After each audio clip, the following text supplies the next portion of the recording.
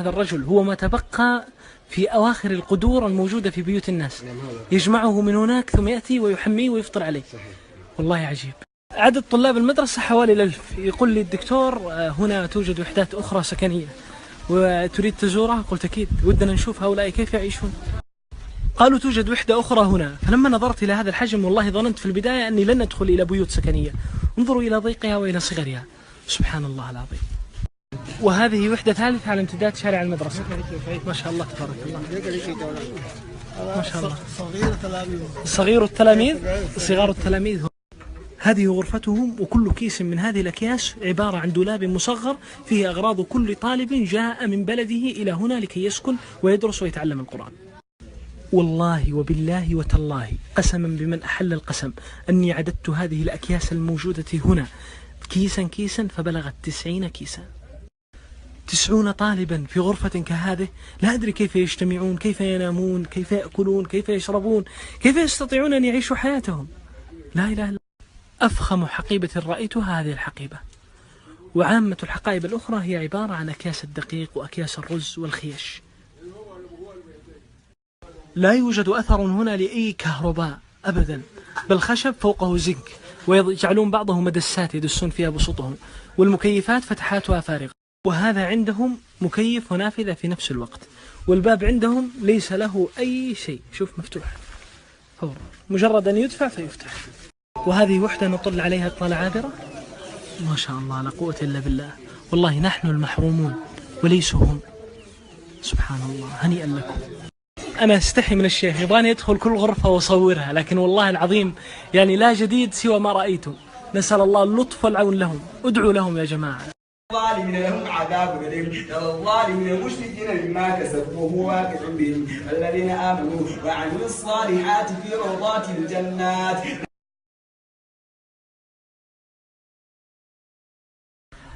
هذا الدكتور إسماعيل علي يونس. أنت دكتور إسماعيل تخرجت من أي كلية؟ في المدينة المنورة. ما شاء الله. في أي تخصص؟ تفسير وعلوم القرآن. سمعنا أنك استفدت من هذه المدرسة يا دكتور إسماعيل، أليس كذلك؟ مدرسة الشيخ سادة. بلى والله. قرأت على من؟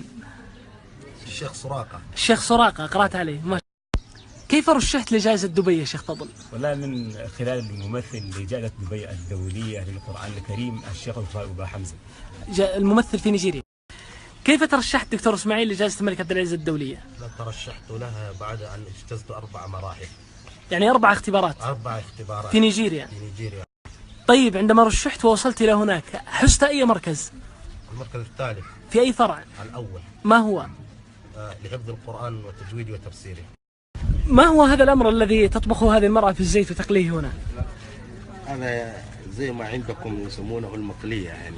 أو القيمات؟ أو القيمات نعم. هذه كم ثمنها هذه يا دكتور إسماعيل؟ يعني كل حبة يعني 5 حلالات. الحبة ب5 حلالات، يعني 20 حبة تقريبا بريال. 20 تقريبا هذه المرأة تضعه ثم تضع عليه من هذه البهارات الحارة حتى يأكلونها ويطعمونها.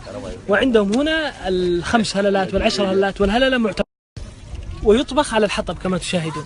هذا هو الإناء الذي يطبخ عليه، وهذه هي. تخيل فقط أن يكون فصلك بهذا الشكل، فيه علف للبهائم وعربية وسجادة وأشياء عجيبة غريبة.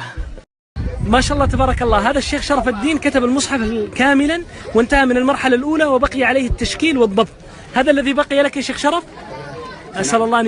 ما الذي تبقى له الآن يا دكتور إسماعيل؟ الذي تبقى له الضبط، وهو وضع الهمزات فوق أو تحت أو على السطر ولا علامات الوقف. هؤلاء الطلاب ما هم؟ هؤلاء الحفظة، هم الذين في المرحلة الأخيرة تقريبا. ماذا يصنعون؟ هم إذا حفظوا يكتبون ثم يكتبون ويأتون عند الشيخ للتصحيح. ما شاء الله. يعني هنا الشيخ يصحح لهم ما كتابتهم. طريقة الكتاب. هذه هي مرحلة الستو. نعم. التي يكتب الطالب فيها القرآن كاملا عن ظهر قلب على الألواح. فإذا اجتاز ينتقل إلى كتابته على الورق. الأساتذة يضعون الأوراق للامتحانات خلف بعضها، هنا يضعون الألواح فوق بعضها، ثم يأتي الطالب هذا فيصحح له الأستاذ ما كتبه في هذا المكان.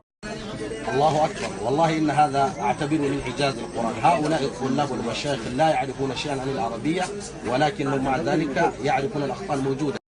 والله لو اختفت جميع المصاحف عن وجه الأرض والله لأملينا القرآن من قلوبنا. الله أكبر، من صدوركم، بل هو آيات بينات في صدور الذين أوتوا العلم.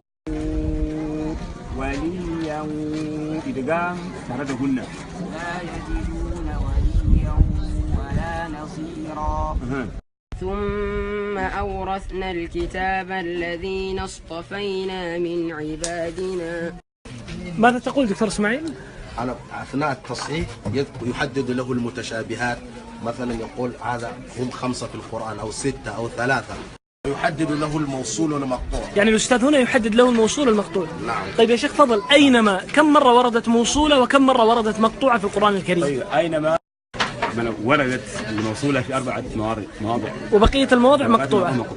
مواضع الموصولة فأينما تولوا فثم وجه الله. 1. أينما تكونوا يدرككم الموت ولو كنتم في بروج مشيدة. 2. أينما يوجهه لا يأتي بخير. 3. أينما ما هو الاصطلاح الذي يطلقونه على هذا؟ الخرج. الخرج، هكذا سمعتموه. نعم. ولا تعرف سبب التسمية. نعم. ولكن هذا له أصل عن المغاربة. عن المغاربة. ما شاء الله. هكذا يبرون سن القلم أو سن اللوح، يبرونه بشيء مثل الموس، يبريه به هكذا وهذا الفحم.